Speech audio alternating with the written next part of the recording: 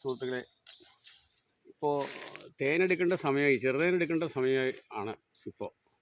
ഈ മാസം തീരുന്നതിന് മുമ്പ് എടുത്താൽ അത്രയും നല്ലതായിരിക്കും. ഇല്ലെങ്കിലും അടുത്ത 15-ാം തീയതിയോട് എടുത്തില്ലെങ്കിൽ പിന്നെ അവർക്ക് തേൻ കിട്ടാതെ വരും ഈച്ചയ്ക്ക്. അപ്പം മഴക്കാലമൊക്കെ തുടങ്ങിപ്പോയില്ലേ, അതുകൊണ്ട് തേനെടുക്കണം.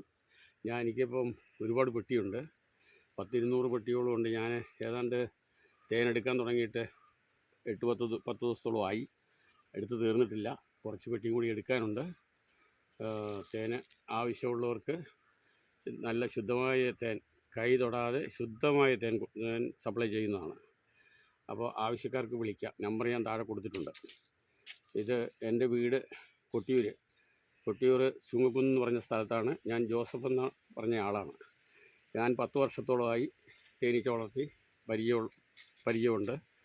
അപ്പോൾ അങ്ങനെ പബ്ലിസിറ്റി കൊടുക്കുന്നില്ല, എന്നാലും തേന് നേരത്തെ മുതലേ ഓർഡറാണ് എനിക്ക്.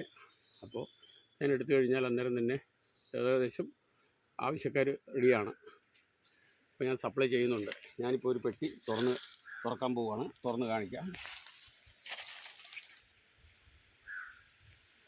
ഞാനിട്ടിരിക്കുന്ന ഒരു ഉടുപ്പ്, ഒരു നെറ്റ് കൊണ്ട് തയ്ച്ച ഒരു ഉടുപ്പൊക്കെ ഇട്ടിട്ടുണ്ട്. കാരണം ഇവരുടെ അടുത്ത് നിന്ന് ഇതെടുക്കണം, ഇല്ലെങ്കിൽ ഇതിൻ്റെ റാണിയൊക്കെ നഷ്ടപ്പെട്ടു പോകും. പിന്നെ അതുകൂടാതെ ഈച്ച എല്ലാം നമ്മൾ ഒന്നും ഉപദ്രവിക്കുകയില്ല. അപ്പോൾ ഇവരുടെ അടുത്ത് തന്നെ നിന്ന് എനിക്കത് ചെയ്യാൻ പറ്റും. വളരെ സൗഹൃദത്തോടു കൂടി, ഈച്ചയായിട്ട് വളരെ അടുപ്പത്തോടു കൂടി, സ്നേഹിതന്മാരെ പോലെ ഞാനത് കൈകാര്യം ചെയ്യുന്നുണ്ട്. അവരെ ഒന്നിനും ഉപദ്രവിക്കുകയില്ല. ഞാൻ ഇപ്പോൾ തുറന്ന പെട്ടിയാണ്, ഇപ്പം ഞാൻ കാണിക്കാൻ വേണ്ടി കാണിക്കുന്നതാണ്. ഇതുണ്ട, ഫുൾ തേനാണ്. തേനും പൂമ്പൊടിയുമാണ്. ചെറിയ പെട്ടി ആയതുകൊണ്ട് അവർ തേൻ അതിൻ്റെ അടിയിലാക്കി.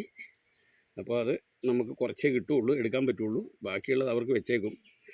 പിന്നെ വലിയ പെട്ടികൾ എടുക്കുമ്പോൾ ഞാൻ കാണിച്ചു തരാം. ശരി.